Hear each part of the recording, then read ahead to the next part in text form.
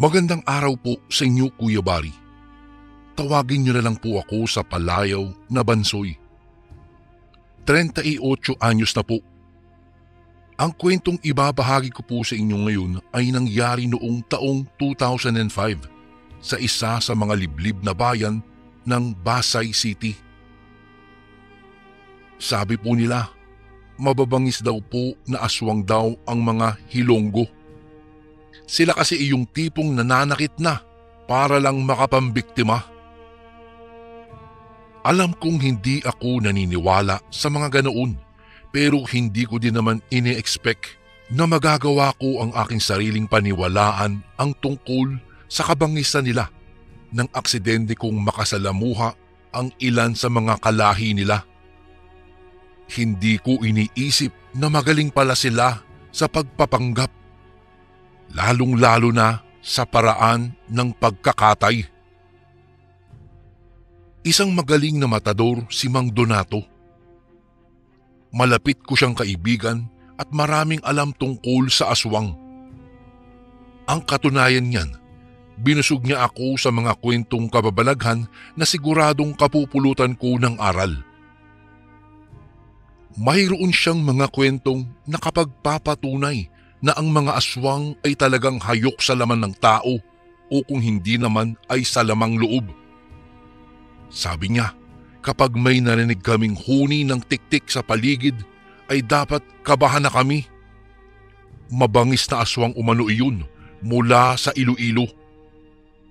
Ako naman ay naniniwala sa mga nasabing nilalang pero hindi naman natatakot. Para po sa akin, Kuya Bari, hindi dapat ikatakot ang mga kagaya nilang napag-iwanan na ng Panginoon. Mas makapangyarihan pa ang Diyos sa kung sino mang nilalang nalilikha ng dilim at hindi dapat katakutan, lalo na't ang buhay sa mundo ay may hangganan.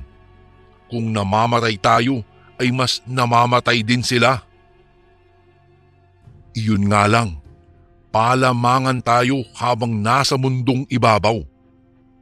Iingatan natin ang ating mga sarili at ilayo sa kapahamakan dahil hindi natin alam kung ano ba ang posibleng tumatakbo sa kanilang mga isipan. Bagong dating pa lamang po ako sa aming baryo kaya sabi ni Mamay ay lapitin daw ako ng mga aswang. Kailangan ko daw layuan ang mga agaya nila kung ayaw kong mapahamak.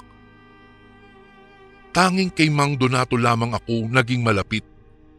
Sa palagian naming pagkukwentuhan ay alam ko na kung sino ang pinagdududahang aswang sa mga naninirahan doon. Mabuti na lang itinuro niya sa akin ang mga katangian ng aswang at kung saan sila nakatira. Isang biyudo po, Kuya Bari, si Mang Donato at walang nakakaalam nun. Ang sabi niya lang kasi sa mga taong nagtatanong ay may asawa at anak siya na sinadya daw niya talagang sabihin sa mga taong masyadong interesado sa kanyang buhay. Dati, kapag may nakikita siyang may sakit, ay palihim niya lang itong ginagamot. Dahil raw kasi, may isang matandang babae ang basta na lang nakipaglapit sa taong ginagamot niya na parabang naninibago sa karamdamang iniinda nito. Bali yung lalaking iyon ay natuhog pala ng kawayan nang mahulog mula sa pagtataga ng kawayan. Saktong ang kanyang mga paa talaga ang natuhog kaya dali-dali niyang tinulungan ang lalaki para makauwi pa sa bahay nito. Buti na lang talaga at padaan siya doon. Kung hindi, malamang daw ay kinatay na ang kawawang lalaki ni Aling Mela, ang kinatatakutang aswang sa aming baryo. Nag-aaral pa ako noon kaya hindi ko na sinubaybayan pa ang mga nangyari noon. Inaakay daw ni Mang Donato ang lalaking magbubukid pauwi sa tahanan nito. Hindi nila alam na sinusundan pala ng aswang ang bawat patak ng dugong na iiwan sa lupa. Pagdating daw sa tahanan, agaran niyang ginamot ang lalaki at naalarma nang makarinig ng mga kaluskos sa labas ng kanilang bahay. Noong sumilip siya, isang malaking baboy ang kanyang nakita. Nanlilisik ang mga mata nito at parang walang balak na umuwi sa lungga nito ng gabing iyon nang walang hinihilang biktima na maaari nitong makatay. Matapang na lumabas si Mang Donato. Dahil medyo kabataan pa niya noon ay malaki at matikas ang kanyang pangangatawan. Siya ay yung tipong walang inaatrasang laban, Kuya Bari. Noong mga panahong iyon, palagi siyang may dalang buntot pagi na ginagawa niyang pangontra daw sa mga aswang na nagnanais na atakihin siya. Kaya naman iyon din ang kanyang inilabas nang mapansin niyang naglalaway na ang malaking baboy habang nakaabang sa labas ng bahay.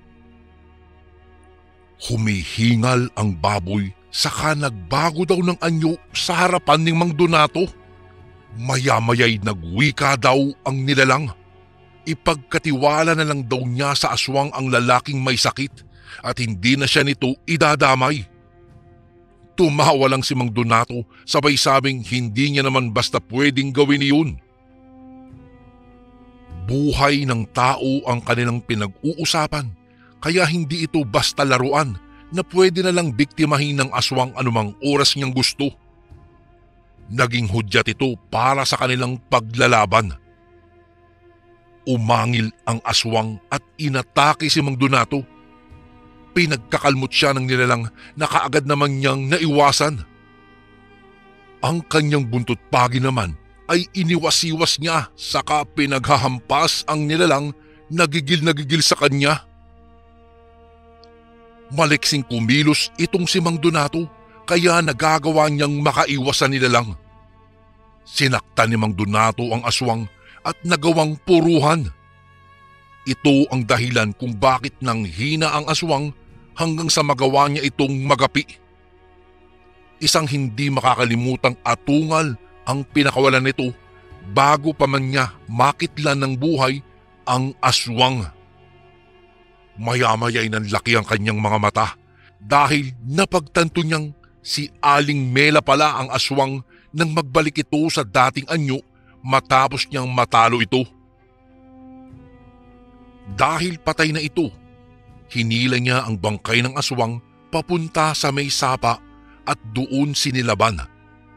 Hinayaan niyang lamunin ito ng malaking apoy. Nang matuklasan naman ng asawa ni Aling Mela na si Mang Doming ang sinapit ng kanyang asawa, mas naging mabagsik ito kay Mang Donato. Mas matanda ng 10 taon si Mang Doming kaysa kay Mang Donato. Si Mang Doming ay mayroong isang anak na babae. Ang anak ni Mang Doming ay bata lang ng 5 taon kay Mang Donato. Siya ay si Elvira. Maganda si Elvira at nakakaakit ang taglay niyang alindog.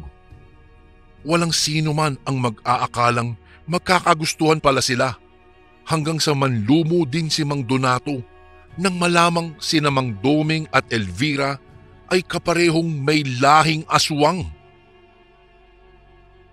Nilayuan ni Mang Donato itong si Elvira kahit palabi silang nagmamahalan.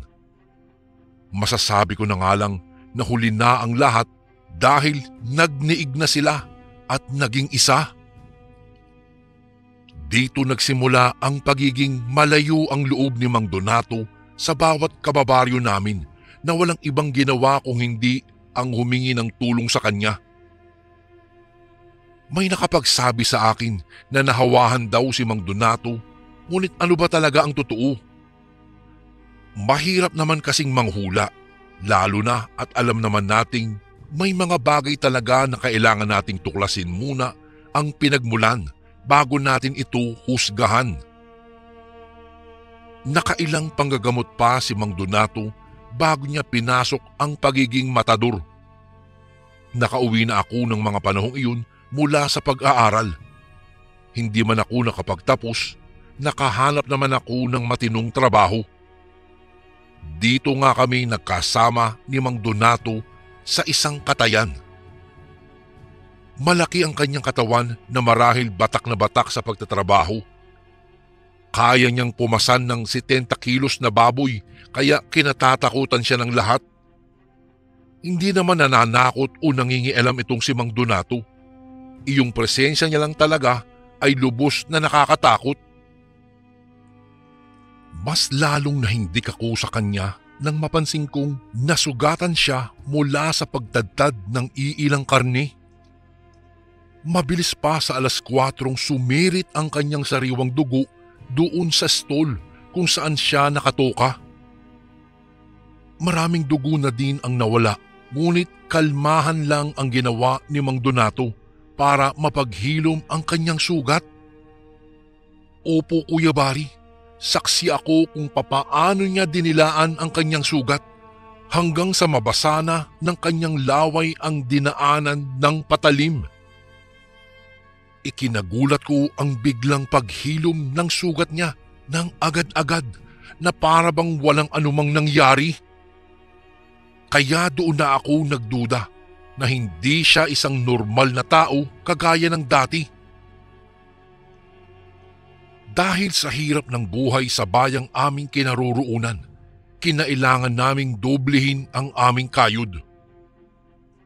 May natagpuan kaming lupa na pwede naming gawing sakahan at tamnan ng mga gulay. May maliit na bahay na ginawa si Papang na pwedeng tirhan para hindi na sila kailangan pang lumayo sa amin tuwing Sabado at Linggo. At may mga kapitbahay pa kami sa tapat dahil may iilang pwesto na din doon ang nagtitinda. Sa tansya ko po, 3 pwesto ng tindahan ang magkakahilera doon sa harap ng aming bahay. May nagtitinda ng sari-saring kape at tinapay, mga kakanin, isda, gulay, bigas at iba pang pangunahing pangangailangan sa bahay. Sa likuran naman ang aming sakahan, kaya talagang komportable na kami sa paggalaw dahil malapit na lang ang lahat ng mahalaga sa aming paghahanap buhay at hindi na kami lalayo pa. Kapag nakakalabas naman ako sa katayan, ay nadadaanan ko sina Mamay at nahahatdan ko ng karne. Minsan, sumama sa akin si Mang Donato. Gusto niyang makita at mapasyalan na din ang lugar namin. Hindi ko akalaing kaaway niya pala si Aling Richelle na nagtitinda ng tinapay. Unang dating pa lang nila ay ang sasama na ng kanilang mga tingin. Para bang wala silang alam gawin kung hindi ang atakihin kaagad ang isa't isa. Halos hindi ko nga sila hinihiwalayan ng tingin sa takot na atakihin ni Mang Donato ang babae. Siyempre, hindi na pwede sa panahon namin ang manakit ng babae. Gusto kong tanungin si Mang Donato kung bakit galit na galit siya kay Aling Richelle, pero hindi ko na ito isinatinig pa. Mas nauna akong isiping baka may nakaraan ang dalawa na ayaw nang balikan pa. Pinatuloy ko si Mang Donato sa aming bahay, Kuya Bari. Nilibot niya ang kabuuan ng aming tahanan. Ewan ko ba, labis akong nanibago sa kanya ng mga panahong iyon. Para kasing kinakabisado niya ang aming lugar. Gusto ko man siyang sawayin ay hindi ko na nagawa nang tawagin ako ni Mamay papasok sa aming kwarto at kakausapin daw ako ni Papang. Humingi ako ng paumanhin kay Mang Donato. Nagmamadali akong tumalima. Pumasok ako sa kwarto at hinanap si Papang. Naabutan ko siya sa aming kama at hinahalungkat ang kanyang kulay pulang kahon. Bata pa lamang po ako.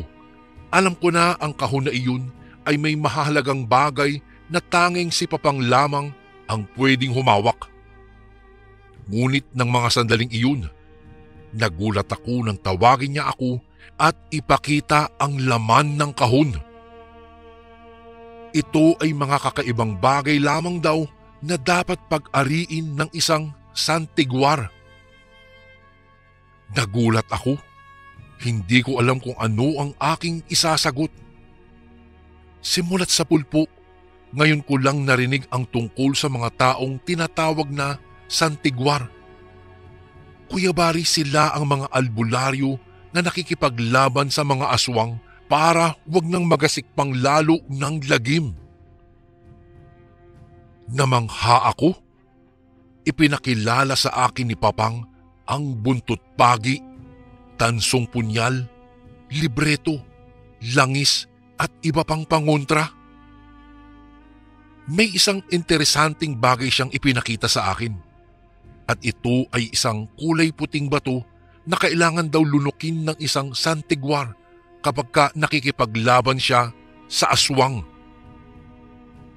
Tataglayin niya ang lakas at bilis na mayroon ang mga aswang, ngunit mananatili siyang tao at hindi kailanman mahahawaan ng pagkaaswang. Natuwa man sa ipinakita sa akin ni Papang, ay sinabi ko sa kanya na baka pwedeng mamaya na namin iyon pag-usapan. May bisita kasi ako at baka naiinip na sa kahihintay.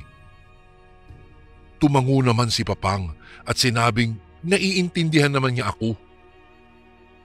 Lamang kaya niya ipinakita sa akin ang mga bagay na ginagamit ng mga santigwar ay dahil malakas ang pakiramdam niyang ang aking bisita raw ay isang aswang.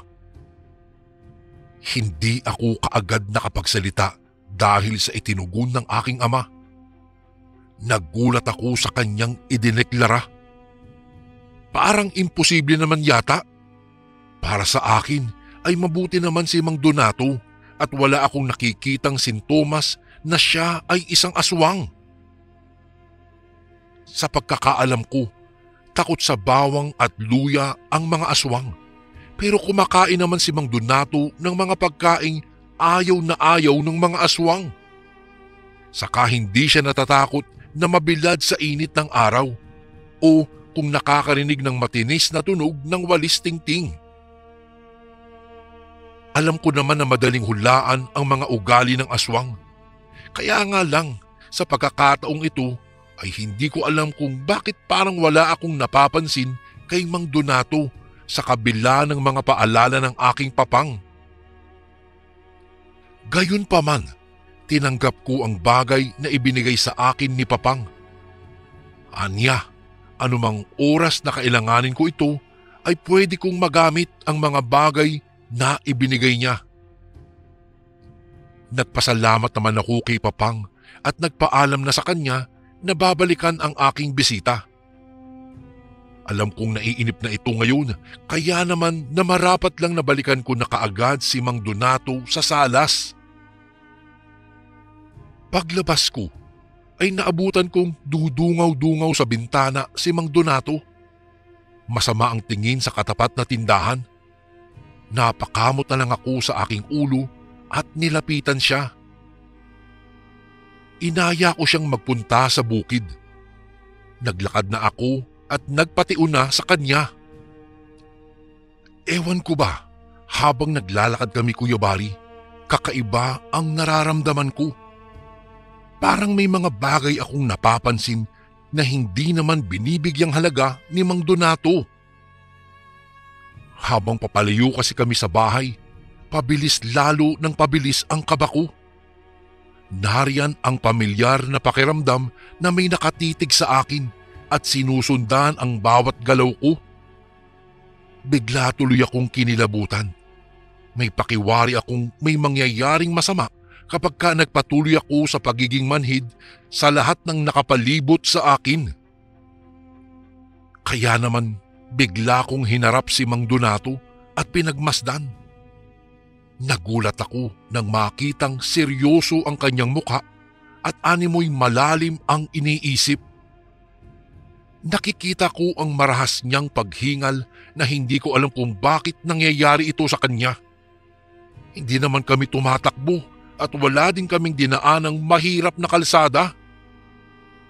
Ito ang dahilan kung bakit habang nakatingin ako sa kanya ay bigla akong kinikilabutan dahil parang may pinaplano siyang masama. Bago pa man niya ito magawa ay inunahan ko na siya sa pamamagitan ng pagtanong kung ano ba ang nangyayari sa kanya. Bigla siyang ngumisi sa aking harapan. Maya-maya pa, inabot niya ang aking kamay. Nagtatakang napatitig ako sa kanya. Wala akong nagawa kung hindi ang mapaatras imbis na mapalayo sa kanya. Alam ko sa mga oras na iyon ay may nangyayari ng kababalaghan kay Mang Donato.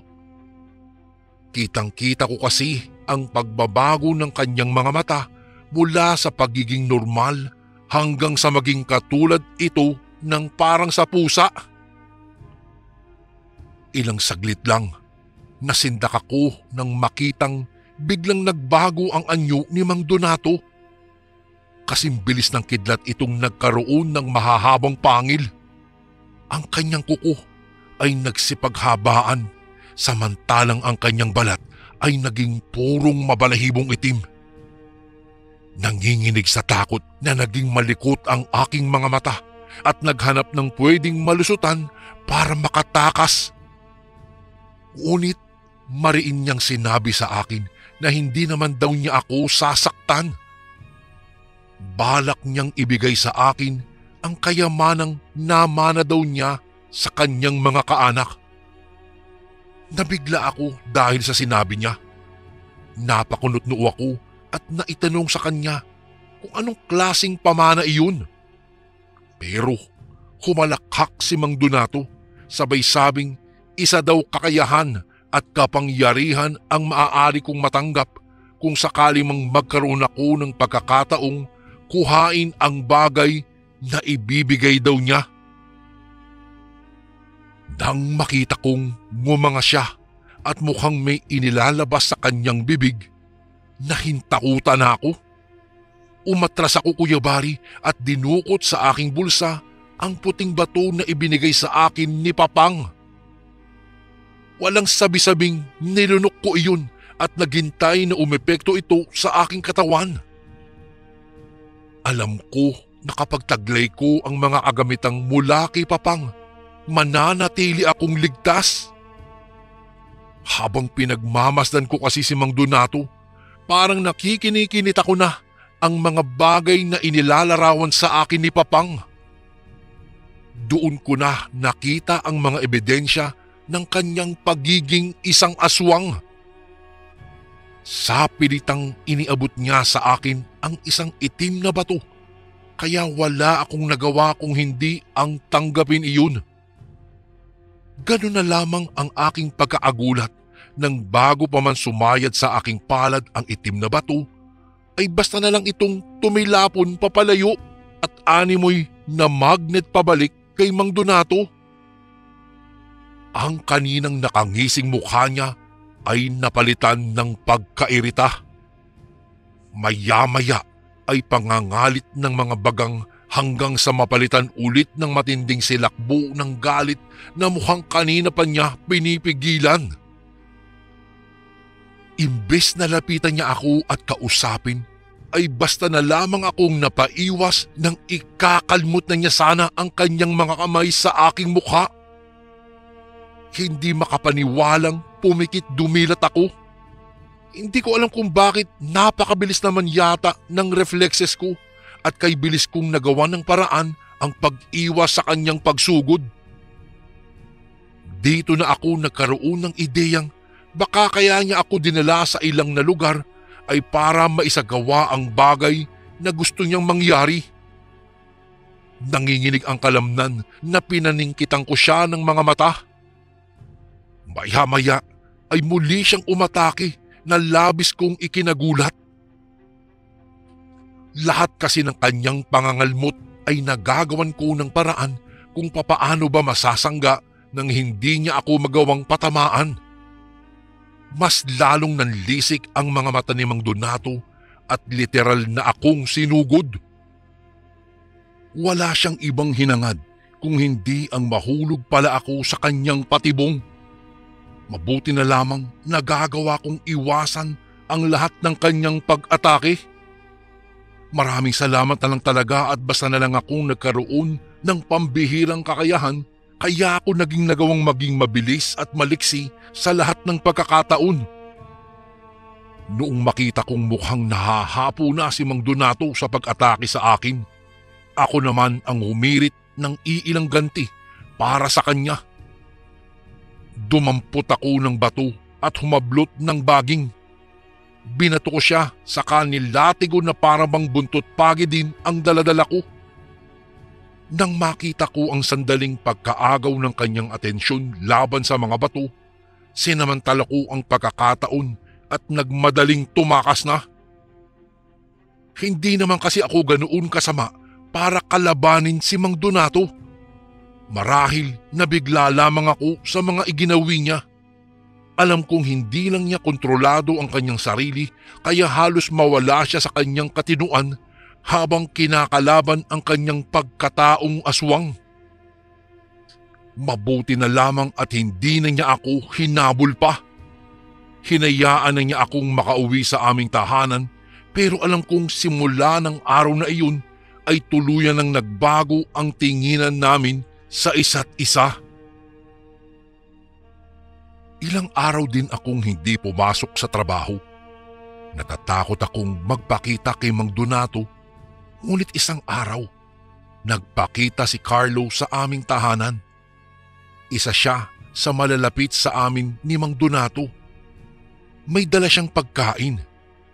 Anya, nagsalo daw sila ng pagkain ni Mang Donato sa trabaho, kaso lang daw wala ako.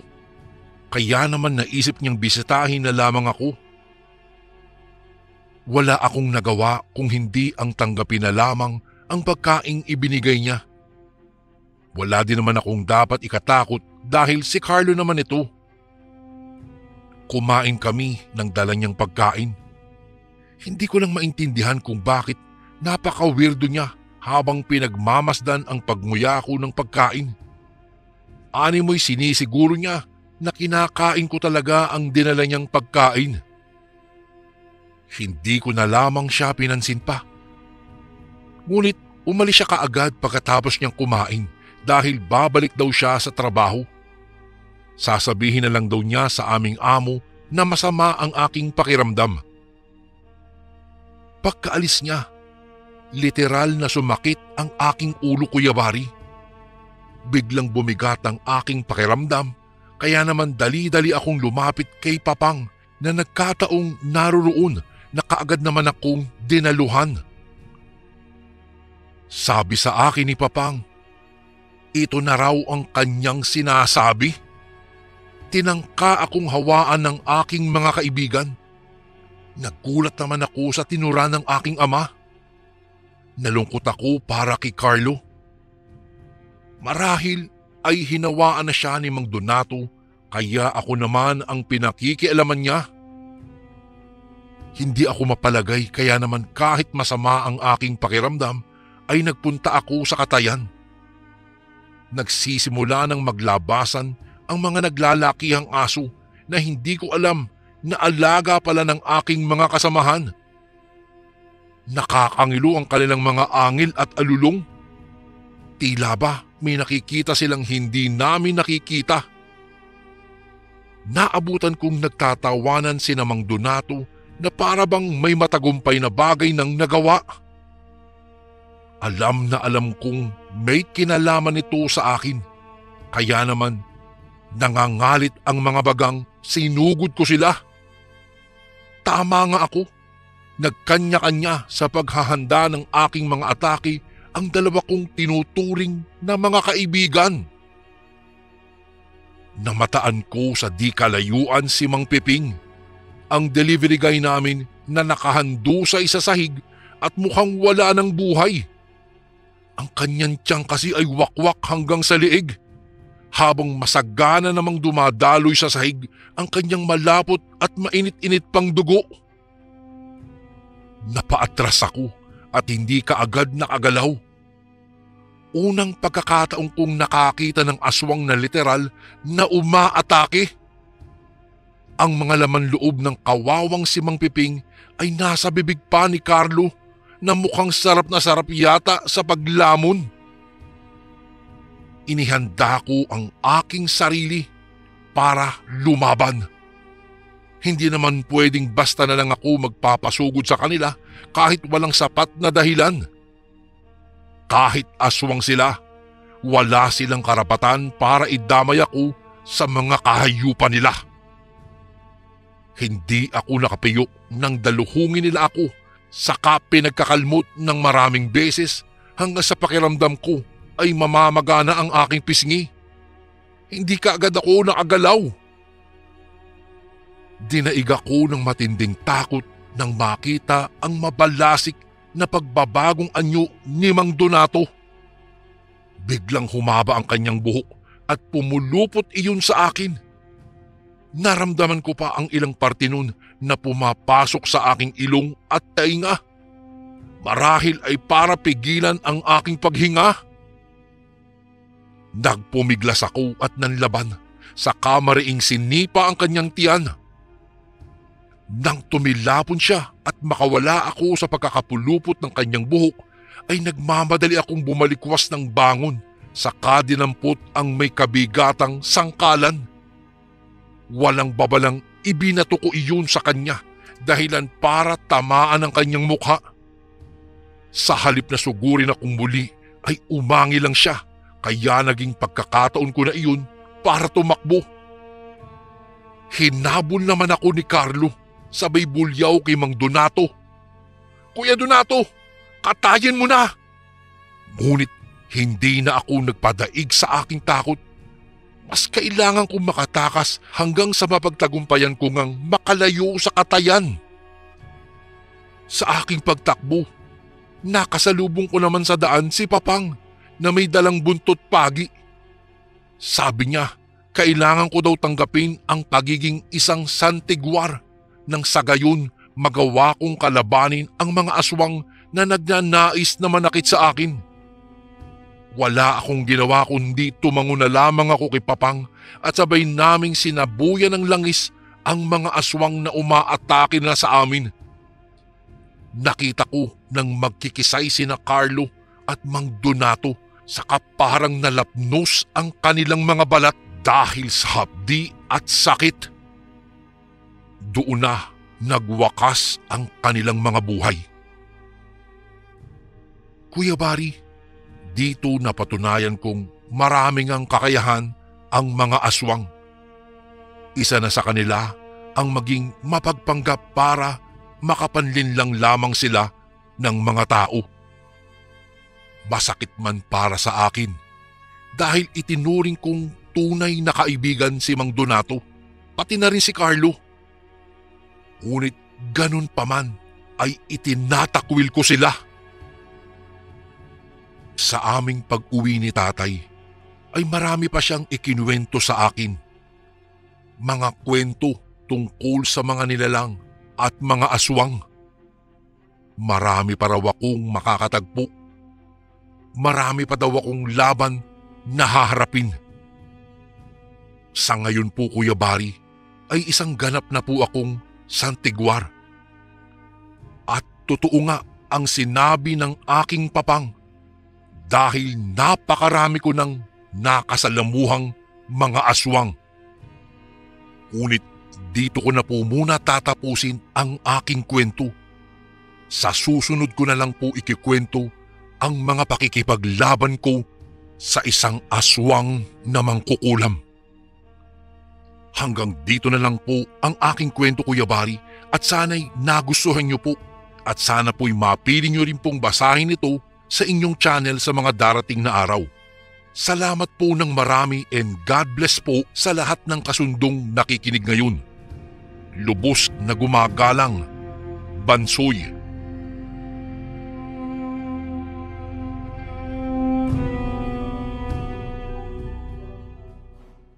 Magandang araw po sa inyo, Kuya Bari.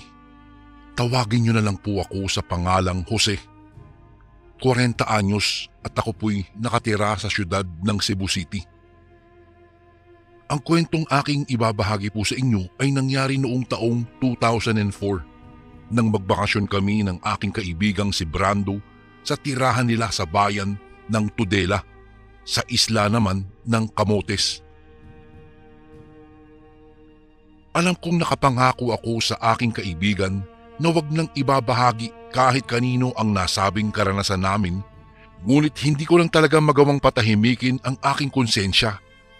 habang iniisip na papaano kaya kung hindi namin nailigtas ang aming mga sarili laban sa kulam na pinagdaanan namin. Babala ko lang po sa lahat ng suking tagapakinig. Huwag po kayong basta-basta mangunguha ng mga bagay o pagkain na hindi sa atin.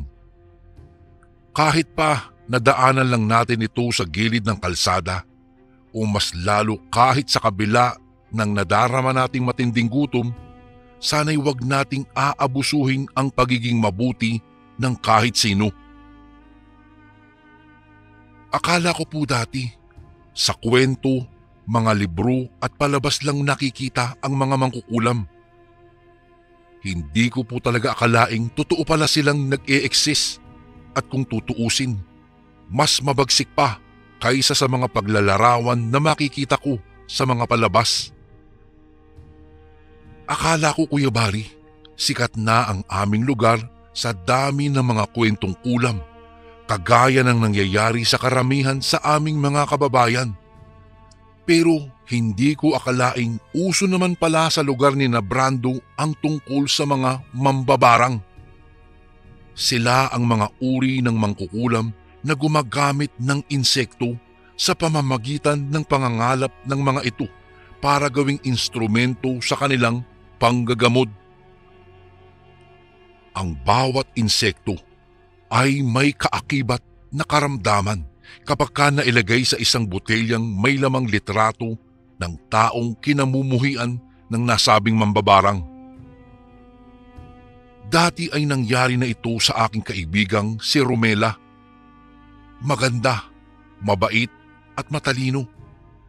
Palagi siyang nangunguna sa klase na marahil ay naging dahilan kung bakit siya kinulam.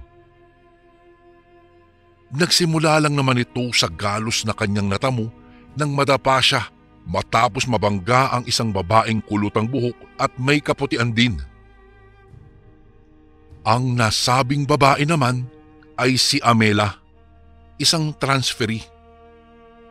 Walang nakakakilala sa kanya o kahit sa kanyang pamilya. Kaya naman madalas siyang tawaging ulila sa aming eskwelahan. Gayunpaman, palangiti itong si Amela, mapagbiro at maraming alam.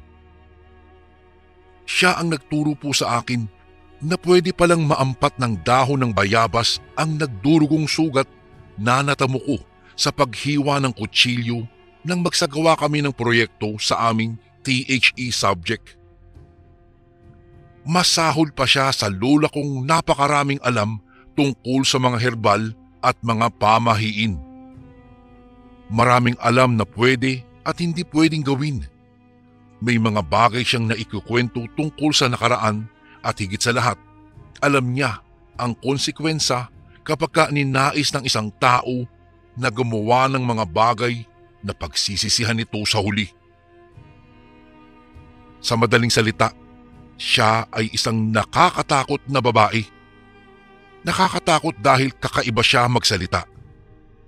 Sa tagal ng aming pagiging magkaklase, Kuya Bari, napagtanto kong kakaiba siya dahil may tinatago siyang sikreto. Iyon ay ang pagiging isang mangkukulam niya. Nalaman ko ang tungkol doon dahil pinaglaruan ng isa sa aming mga kaklase ang kanyang bag. Bali po ginawa itong bola at pait siyang sinalo naman ng iba. Kaya ang nangyari, sumabog ang laman nun at kumalat sa sahig. Nagulat na lang kaming lahat nang makita ang iilang manikang may nakasulat na pangalan at may nakadikit pang litrato. At ang mas nakakapangilabot pa, dalawa sa mga ito ay nasa ospital na at naghihingalo. Dito na nagsimula ang usapang siya ay isang mangkukulam. Ngunit imbis na magalit, mas lalo pa siyang natuwa. At least daw, hindi na daw niya kailangan pang magtago sa kanyang mga kaklase. Problema na lang ng mga ito kung pakikialaman pa siya sa kabila ng mga nalaman naming nakakatakot na mga bagay tungkol sa kanya.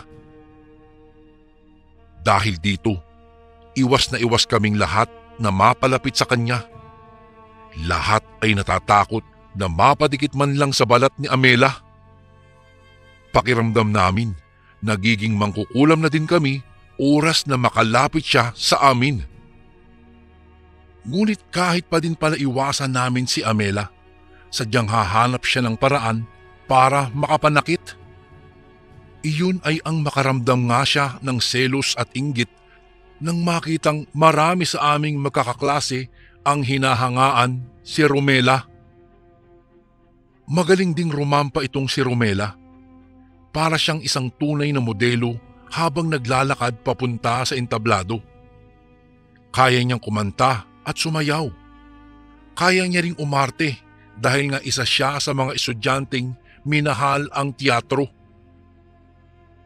Hindi namin akalaing pag-iinteresan siya ni Amela.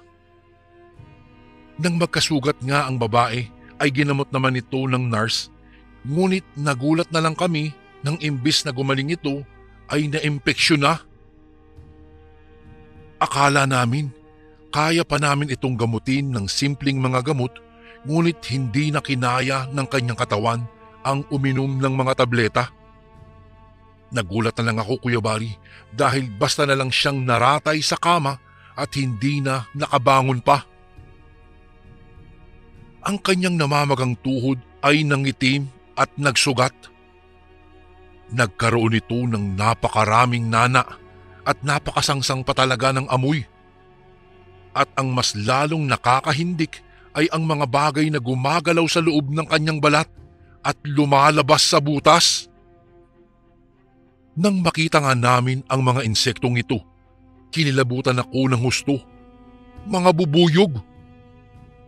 Pinanghinaan ng loob si Romela at tinangka ng magpakamatay, ngunit mabuti na lamang at nagawa namin siyang pigilan. Nagmakaawa kami sa kanya at pinagsabihan siyang huwag maging mababa ang pag-iisip tungkol sa kalagayan niya. Lumipas ang ilang panahon. Kahit alam kong nakakadiri ang sitwasyon ni Romela, ay inalagaan siya ng mga kaklaseng niyang nagmamalasakit sa kanya na naging dahilan kung bakit sa kabila ng karamdamang pinagdudusahan niya ay nagawa pa niyang makapagtapos ng may mga medalya. Mas lalo tuloy nagngit-ngit si Amela. Idagdag pang niligawan ng hinahangaan niyang lalaki ang babae. Batid naming sumabog ang kanyang damdamin nang marinig namin ang balitang naging magkasintahan na ng tuluyan sina Romela at si Sander. Maayos at masayang ipinakilala ni Romela ang kanyang nobyo sa amin nang biglang pumutok ang balitang buntis daw ang kaklase naming si Amela. Tumaas lang ang kilay ng lahat nang kumalat ang balitang nagpabuntis siya sa isang lalaking may kasintahan na. Yun pala, may pagkababaero itong si Sander. Automatikong sinira niya ang pagsasamang iyon nang makipaglandian siya sa lalaki para lang maipamukha kay Romela na mas nakahihigit siya rito. Para bang sinira niya ang kanyang reputasyon para sa pansariling kaligayahan. Ang masakla pa, Kuya Bari, sa pinagdaraanan niya ay ayaw panagutan ni Sander ang dinadala niya. Prangka nitong sinabi sa kanya na isang malaking pagkakamali ang nangyari sa kanilang dalawa. Mas mahal daw nito si Romela at nakahanda ang lalaking gawin ang lahat, muli lang magbalik ang tiwala ng kasintahan sa kanya. Tila gumuho ang mundo ni Amela matapos marinig ang mga katagang iyon mula sa binata. Maliban sa nagustuhan ni Amela ang ginagawa nila, ay nagkaroon na din daw siya ng feelings sa binata. Kung kaya't nakiusap siyang wag nang makipagbalikan pa si Sander sa girlfriend nitong si Romela. Pero tinitigan lang siya ng lalaki na para bang may mental disorder. Ipinagtulakan siya at itinaboy palayo. Tinakot pa siyang ipapahuli sa pulis oras na malaman ng lahat ang tungkol sa kanilang ginawa. Kaya nga nang malaman ito ng madla, gayon na lang ang pagkawala ni Sander, lalo na at hiniwalayan siya ng kasintahang si Romela. Mabuti na lamang, unti-unti nang gumagaling si Romela. Nakalapit siya sa isang magaling na albularyo kaya nagawa nitong remedyohan ang kanyang pagkakaratay sa kama. Nagulat na lang kaming lahat nang makita si Amela sa universidad isang araw. Maputla ito at nanghihina. Tila ba may sakit? Nabalitaan na lang naming totoong may karamdaman nga siya, kagaya ng dinanas noon ni Romela. Kailan lang nang ipagtapat sa amin ni Romela na noong lumapit siya sa albularyo ay inalok siya nito na gawin nila ang rebuelta o sumbalik nang sa gayon ay mawala ang karamdaman niya. Malalaman din niya kung sino ang talagang kumukulam sa kanya. Noong isagawa ng albularyo ang ritual ng sumbalik, gumaan daw ang pakiramdam ni Romela at nanumbalik ang dating sigla na nawala na sa kanya. Siya namang bigla ang panghihina ni Amela. Ang sugat ni Romela sa tuhod ay naglaho at lumipat sa kanya. Kagaya din ng dinanas ng dalaga ang kanyang nararanasan, kaya naman imbes na maawa kami, ay napabuti nga sa iyo kami sa kanya. Makalipas ang ilang buwan, nagulat na lang kami nang pumanaw si Amela sa isang kalunos-lunos pang paraan.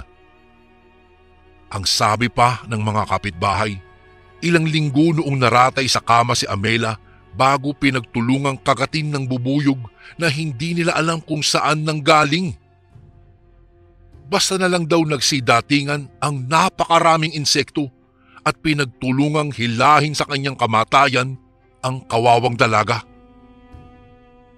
Kaya naman Kuya Bari, nang makapagbakasyon ako dito sa probinsya ni Brando, ingat na ingat ako sa lahat ng aking mga galaw. Magkasama kaming dalawa nang bumiyahe papunta doon sa pamamagitan ng pagsakay sa barko. Medyo matagal pero enjoy naman ang aming biyahe. Marami kaming magagandang tanawin na nadaanan at mga sikat na lugar na dati ay may parte sa ating kasaysayan. Pagdating sa bayan, sabik na sumakay kami sa isang bus na paakyat pa sa bundok. Sabi ni Brando, nasa 3 oras mahigit pa ang biyahe namin papunta sa bahay nila. Wala namang problema sa akin iyon dahil nalilibang naman ako sa bawat magagandang view na madaraanan namin. Tipikal na sasakyang pambukid nga ang sinakyan namin na kailangan pang punuan bago bumiyahe. Yung iba pa nga sa kanila ay sa bubungan na nakasakay kagaya namin. Hindi tuloy ako magkamayaw sa pagsigaw sa tuwing napapadaan ang gulong ng aming sasakyan sa lubak-lubak na daanan na siyang trademark na talaga ng isang probinsya na malayo sa kabihasnan. Ilan sa mga pasahero ay napansin kong kabatian ni Brando. Mababait pala ang mga tao sa Tudela, palangiti at palabati. Ako nga ay palagi nilang kinakausap at sinasabihang sana ay mag-enjoy daw ako sa aking pagbabakasyon sa kanilang lugar. Simple lamang po at tahimik, ngunit presko at mukhang payapa. Wala akong nagawa kung hindi tango lang ako ng tango at ngiti ng ngiti nang sa gayon masabi naman nila na talagang nasisiyahan ako ng husto sa lugar nila.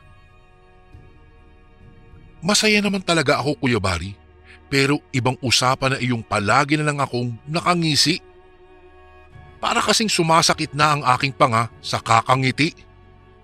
Naninigas na rin ang aking kalamnan at hindi na magawang pumurmal ng tingin. Mamaya, mapagkamalan akong sintu-sintu dahil sa inaasal ko. Hindi ko na naramdaman ang pagod sa mahabang biyahe namin. Sa halip, mas natutuwa ako dahil kinakausap kami ng mga kakilala ni Brando. Saglit na huminto ang sasakyan naming bus dahil gusto daw ng driver na umihi. Inanunsyo naman ng konduktor na pwedeng bumaba ang lahat ng taong gustong sagutin ang tawag ng kalikasan lalo na't malayo-layo pa kami sa bayan ni na Brando. Baka raw mahirapan na kaming huminto dahil umaabante na paakyat ang nasabing bus na sinasakyan namin. Bumaba na din ako, Kuya Bari, at nagpasyang umihi. Pero dahil laking syudad ako, hindi naman pwedeng basta-basta na lang kung saan-saan ako makakaihi. Siyempre, lumaki ako sa piling ng aking mga magulang na mahilig din naman sa mga pamahiin. Palagi akong pinapaalalahanan ng aking mga magulang na bawal ang umihi sa kung saan-saan lang. Kaya kahit kalalaking tao ko, ay napipilitan akong maghanap pa ng lugar kung saan ako jijingle. Hindi rin nawawala sa akin ang madamdaming tabi-tabi po sa tuwing may napupuntahan akong medyo ilang na lugar sa takot na baka naroroon lang ang mga engkanto o kahit anong klasing maligno na pwede kong makasalamuha. Naglakad-lakad ako. Nakarating ako sa isang kawayanan. Malapit lang naman ito sa kinaroroonan ng bus pero medyo masukal na at mukhang may nadaraan ng kalsada papunta sa kabayanan. Ewan ko ba kung bakit naisipan kong suyurin ang lugar na iyon. Hindi naman ako natatakot na maiwan dahil binigyan kami ng 30 minutos para makapagpahinga muna. Sa may munting kalsada, may nakikita akong kulay dilaw na nasa gilid ng daan. Naintriga akong lapitan ito. Natakam ako nang mapagtantong mga saging na hinog pala iyon. Kumulo bigla ang aking tiyan at napagtanto kong hindi pa nga pala kami kumakain ni Brando. Dadampot na sana ako, ngunit may sumitsit sa kung saan kaya hindi ko na naituloy pa ang aking binabalak. Bigla akong natakot at mas lalo pang nasindak nang maramdaman na may paparating sa aming kinaroroonan, ngunit kaagad din akong napanatag nang makilalang si Brando lang pala. Namilog din ang kanyang mga mata nang makita ang tumpok-tumpok na saging at basta na lang hinablot ang isa. Sinaway ko siya at sinabing hindi naman iyon sa amin. Ngunit tumawa lang ito si Brando, sabay sabing napakarami naman daw noon para ipagdamot pa ng may-ari. Ewan ko ba, Kuya Bari, hindi ko naman magawang kumain. Maya-maya'y bigla na lang akong kinilabutan sa isiping may nakatingin sa amin. Basta hinayaan ko na lang siya ng mga oras na iyon at inaya na siyang bumalik sa bus nang marinig ang pagbusina nito. Busog na busog si Brando, Kuya Bari, nang makasakay kami. Sa kalagitnaan ng aming pagbabiyahe, nagulat ako nang bigla na lamang siyang manlamig at mamutla. Sabi niya, masama raw ang kanyang tiyan. Mabuti na lamang at may naitabi pa akong gamot para sa sumasamang tiyan, kaya napakalma ko siya kahit papaano. Pagdating namin sa bahay ni na Brando, binati namin ang kanyang mga magulang at iniabot ang aming mga pasalubong. Doon na mas lumala ang pakiramdam ni Brando. Biglang namutla ang lalaki at nahirapan na sa paghinga. Nag-aalalang tinanong ko siya kung ano ang nangyari pero ayaw niyang magsalita. Mabuti na lang po, lumapit sa amin ang tiyahin ni Brando na tawagin na lang natin sa pangalang Aling Susan. Tinanong niya kami kung wala ba kaming pinakailaman sa daan habang papunta kami rito sa baryo. At ayun, naalala ko po, Kuya Bari, ang mga tumpok ng saging. Pero hindi ko naman sigurado kung iyon ang talagang dahilan. Baka naman talagang sumama lang talaga ang pakiramdam ni Brando kaya hindi ko na sinabi ang nangyari kanina. Panay na ang paghagulgol ni Brando na masakit na rin daw ang kanyang ulo. Halos magmakaawa siya sa akin pero wala naman po akong magawa. Tanging pagpapakalma lamang ang kaya kong itulong sa kanya. Di nagtagal, nagsuka siya at tila ba nanghihina ng husto. Naiiyak ako sa sinasapit niya, Kuya Bari. Gusto lang naming magbakasyon pero may nangyaring hindi naman maganda. naging hulas tuloy si Brando at hindi mapakali. Bigla na lang nagtatakbo naman ang aking kaibigan papunta sa kubeta para ilabas ang dahilan ng pagsama ng kanyang tiyan. Akala namin ay ayos lang siya. Ngunit gumagapang na siya nang lumabas siya sa kanyang kinaroroonan. Nanghihina na at gulat na gulat ako nang makita kong nilalabasan ng napakaraming alupihan ang kanyang puwerta. Nabaghan ako nang makitang ang bilis mangitim ng labi ni Brando. Nanginginig siya at giniginaw kahit sobrang init naman. Ipinatawag kaagad ng kanyang ina si Ka Edito na isang albularyo pala na nakatira ilang metro lang ang layo sa bahay nila. Hindi nagtagal, agad namang dumating ang albularyo at dinasalan siya at pinahiran pa ng langis. Habang ginagawa iyon ay nauuninigan ko na si Ka Edito na tinatawag ang pangalan ng Panginoon. Ilang saglit lang, nagsuka si Brando ng kulay itim na likido.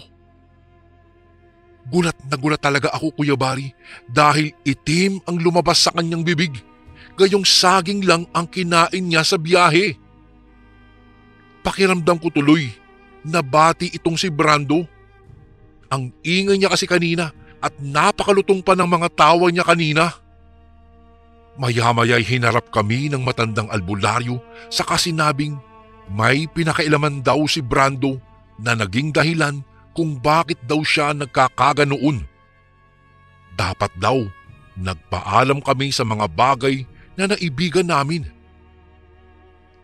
Kahit nakahambalang pa daw ito sa daan o hindi kaya nasa gilid lang ng kalsada, dapat daw naming irespeto dahil kakaiba daw itong kanilang lugar na puno raw ng mga mangkukulam. Kagaya ng Sikihor, disiplinado daw ang mga tao sa Tudela. Lahat ng bagay na nasa kalsada daw ay walang nakikialam sa takot na baka mag-iba na ang kanilang pakiramdam pagka-uwi nila sa mga bahay nila. Ayaw nila nang may nakikialam sa kanilang mga iniiwan sa kalsada at alam ito ng mga taong natira sa lugar na iyon. Kaya hanggat maaari, umiiwas sila sa mga bagay na pwedeng mangyari sa kanila. Nag-aalalang pinagmasdan ko si Brando na tinatawas ng albularyo. Alam ko naman na hindi maganda ang lagay niya, ngunit umaasa akong gagaling pa rin siya. Ang sabi ng albularyo, kailangan daw niyang humingi ng tawad sa may-ari ng kung anong bagay ang pinakailaman niya sa kalsada. Napayuko ako at napansin ito ng nanay ni Brando. Kung kaya't pinwersa niya akong magtapat kung ano ba talaga ang ginawa namin sa kalsada. Bakit nga ba kami natatakot sa kung anuman ang ginawa namin kung matutulungan naman kami ng mga magulang ni Brando na mawala ang karamdaman ng aking kaibigan? Wala akong nagawa, Kuya Bari, kung hindi ang ipagtapat sa kanila ang buong pangyayari kanina bago pa man kami makarating sa kanilang tahanan. Isinalaysay ko ang pagkakakita ko sa mga tumpok ng saging sa kawayanan na nagpalaki ng mga mata nila. Iyong nanay ni Brando, mangiyak-ngiyak na hinarap ang albularyo, sabay sabing kung hindi raw siya nagkakamali, ang mangkukulam na si Aling Celia daw yata ang may kagagawa noon sa kanilang anak. Nagulat naman ako sa tinuran ng nanay ni Brando at sa tingin ko po ay kinatatakutan si Aling Celia doon sa kanilang baryo. Bakas na bakas kasi ang takot ng bawat tao habang kinikwento ko kung papaano ni Brando nilantakan ang mga saging na siguro ay pagmamay-ari nito. Isinuwestiyon ng albularyo na magpunta kami ng Tatay Lomer ni Brando sa kawayanan para makahingi ng dispensa. Nang mga oras kasing iyon, Kuya Bari, hindi na namin maiwasang mabahala sa matinding sitwasyon ni Brando. Sumusuka na din siya ng iba't ibang klasing insekto na mas lalong nagpasindak sa amin. Dahil doon, inapura ko si Mang Lomer na bilisan namin ang paglalakad nang sa gayon ay makarating kaagad kami roon. Pinainom ng albularyo si Brando ng isang langis na kulay pula at inutusang magpahinga muna dahil kakalma din daw kaagad ang kanyang nararamdamang paghihirap. Mabuti na lamang, awa ng Diyos, nang makapagpahinga na si Brando, naging magaan naman daw ang pakiramdam niya. Kanina ay sobrang hirap na hirap daw siyang huminga. Parang may gumagapang ng kung ano-ano daw sa loob ng kanyang katawan na kay lilikot. Naroroon ang pakiramdam na parang dudugo daw ang kanyang mga tenga at mabubulag siya na para bang nilagyan ng maanghang ang kanyang mga mata. Nagpatuloy lang kami sa paglalakad ni Mang Lomer. Palagi niya akong pinaaalalahanan na wag daw kaming maghihiwalay pagdating doon sa kakahuyan. Pareho kaming may sukbit na itak, Kuya Bari, kaya naisipan kong tapyasin ang mga tuyong sanga na nakahambalang sa dadaanan ko. Napahinto na lamang ako at nagulat nang maramdamang may nakatingin sa akin. Napalingon ako sa paligid at nakita ang isang matandang babae na titig sa akin. Tila ba naninibago siya dahil siguro hindi naman ako taga rito. Binati ko po ang babae, ngunit nagmamadali siyang tumalikod at iniwanan ako. Sa halip na ipagpatuloy ko ang ginagawa ko, hindi ko alam kung anong pumasok sa isip ko at mas pinili kong iwanan ito at sundan ang babae. Sa aking paglalakad, muling napalingon ang babae. Bigla akong kinilabutan sa paraan ng pagtitig niya. Ewan ko ba, parang alam na alam niyang pupunta ako sa lugar na iyon. Kaya naman kailangan ko siyang matanong kung saan naroroon ang tahanan ng matandang si Aling Celia. Daladala ko po ang damit ni Brando at kung makakaharap ko man ang ginang, hihingi talaga ako ng tawad sa kanya kahit si Brando naman talaga ang may kasalanan. Sa tansya ko po, Kuya Bari, ay nasa 50 na mahigit ang matanda.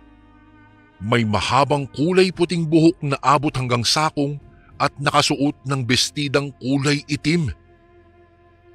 Nagmamadali siyang makalayo hanggang sa matiyak na yata niyang hindi ko na siya sinusundan ay sakalang siya huminto. Napalunok ako. Nakalimutan ko ang paalala ni Mang Lomer na huwag lalayo sa kanya. Hindi ko na kasi siya napansin pa sa likuran ko kaya mas lalo akong nag-alala. Hindi ko naman alam kung bakit parang natatakot akong tawagin yung matandang pilit kong kinakausap kanina dahil may kakaiba sa kanya na hindi ko talaga maipaliwanag. Hindi niya alam na nagtago lamang ako sa isang malaking batong nababalot ng mga madadahong baging. Pinagmamasdan ko lamang siya habang titingin-tingin sa kanyang kuko na sinusubukang suriin kung may dumi ba o wala. May sinakmal siyang bagay sa lupa na ikinatalon ko sa gulat. Halos mabingi ako sa lakas ng kabog ng aking dibdib nang makitang basta na lamang siyang humalakhak at tinitigan ako na para bang alam na niya kung saan ako nagtatago. Halos panawan ako ng ulirat sa takot. Muli ko siyang sinilip at nakita ang iilang insekto na gumagapang na papunta sa kanyang mukha mula sa lupa. Ni hindi siya nasasaktan o umiyak man lang nang pumasok sa kanyang ilong ang ilan sa mga ito na labis kong ikinahindik. Hinuli niya ang isang papasyal-pasyal na alupihan sa kanyang braso at sarap na nilantakan. Ako naman ay mas lalong bumigat ang pakiramdam. Akala ko mamamatay ako sa labis na nerbiyos. Mangiyak-ngiyak na tinawag ko ang Panginoon at humingi ng tulong. Hindi ko na kayang pagmasdan pa ang kanyang ginagawa dahil sobrang kinikilabutan talaga ako. Narinig kong sinabi ng babae na lalapitan niya ako kapag hindi ko raw sinabi kung ano ang sadya ko sa kanya. Kaya natatakot man, nanginginig na itinaas ko ang aking dalawang kamay na tila ba sumusuko. Pagkatapos, sinabi ko sa kanya ang mga katagang hindi ko akalaing masasabi ko. Humingi ako ng tawad sa kanya dahil sa ginawa ng kaibigan kong si Brando sa kanyang mga nakatumpok na saging. Napatalo naman ako sa gulat nang marinig ang malutong na halakhak ng babae. Tuwang-tuwa yata siya sa nararamdaman kong takot, ngunit imbis na magalit ay nagpakababa ako at hinayaan siya sa kanyang kasiyahan. Hindi pa ako nakontento. Lumuhod ako sa harapan ng matandang babae. Sinabi ko sa kanya na sana ay patawarin na niya kami sa aming kapusukan sa pangingialam sa mga bagay na hindi naman talaga sa amin at sa pagiging mapusok namin. Hindi ko maipangangakong magbabago kami dahil hindi naman ganoon kadaling magbago. Makakaasa siya na hanggang kaya kong paalalahanan palagi ang aking sarili ay gagawin ko. Wag lamang magkasala muli. Tuwang-tuwa na tumango ang babae, sabay-sabing pinapatawad na niya kami. At sana kung nagugutom daw kami sa susunod, ay pwede naman daw kaming magpaalam. Wag lang daw kaming makikialam dahil masama daw iyon. Sa aking pagtingala, basta na lang nawala ang babae at hindi ko na nakita pa. Luhaan akong naabutan ni Mang Lomer kaya sinabi ko sa kanya ang lahat ng nangyari. Napatunayan naming si Aling Celia talaga ang kausap ko at siya ang kumulam kay Brando. Mabuti na lamang, Kuya Bari, binawi niya ang karamdamang ibinigay niya sa kaibigan ko. Kung kaya't nagsilbing aral talaga ito sa amin, ang wag na wag makialam sa mga bagay na hindi sa amin. Matapos kong ikwento kay Mang Lomer ay kaagad kaming umuwi sa kanilang bahay. Pagdating namin doon, naabutan kong nakaupo na si Brando. Pagkalapit ko sa kanya, kinamusta ko ang pakiramdam niya. Talagang manghang-mangha talaga ako, Kuya Bari. Para lamang nagdahilan ng kaibigan ko at wala nang iniindang sakit. Nagpasalamat naman kami sa albularyo na tumulong sa amin. Magmula po ng araw na iyon, naging maingat na itong si Brando sa kanyang mga kinikilos. Maging ako po ay mas lalong naging maingat, lalong-lalo na sa aking pananalita. Payo ko lang po, mga kasundo, kahit po moderno na ang panahon ngayon, ay mag-iingat pa rin tayo. Hindi natin alam kung ang nakakausap natin o ang mga nakakasalamuhan natin araw-araw ay mayroong taglay na kakayahan upang mangkulam. Paalala lang po, mahirap silang galitin. Isang pangyayari sa buhay ko ang hindi ko na po malilimutan, kaya ko po ito ipinadala sa inyo, Kuya Bari. Totoo pala ang barang o ang kulam. Isang pangyayari po sa buhay ng aking kaibigan ang muntik nang tumapos sa kanyang buhay dahil lang sa mga gumagapang at pumasok na mga insekto sa kanyang katawan. Dito ko na po tatapusin ang aking kwento. Salamat po ng marami at sana po'y mabasa niyo rin po ito sa mga darating na araw. Lubos na gumagalang, Jose.